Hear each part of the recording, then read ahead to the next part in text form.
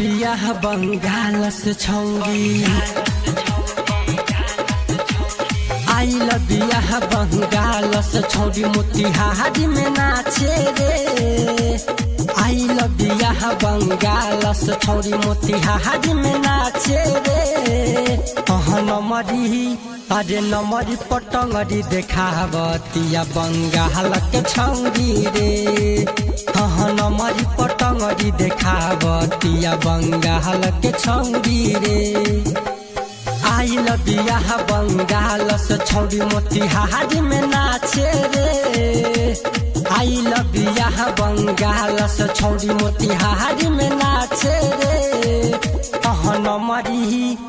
नमरी पटंगरी देखावतिया बंगाल के छौरी रे। नमरी पटंगरी देखावतिया बंगाल के छौरी रे।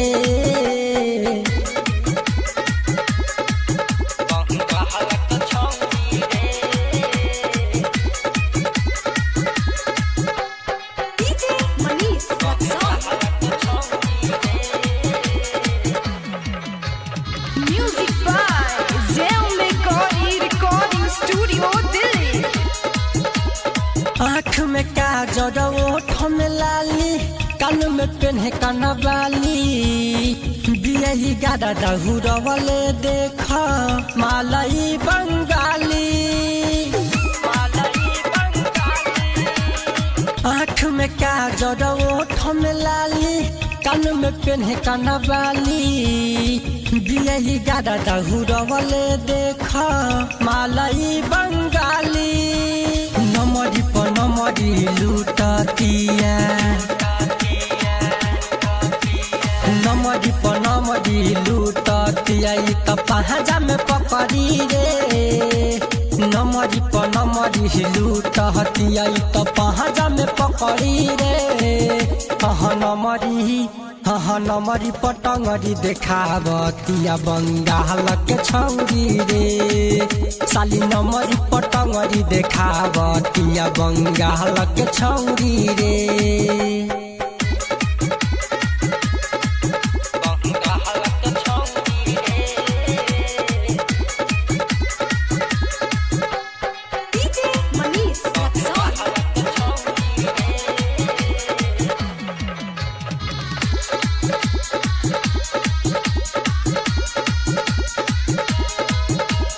राइटर रंजन संतोष छोटू भइल बा दीवाना।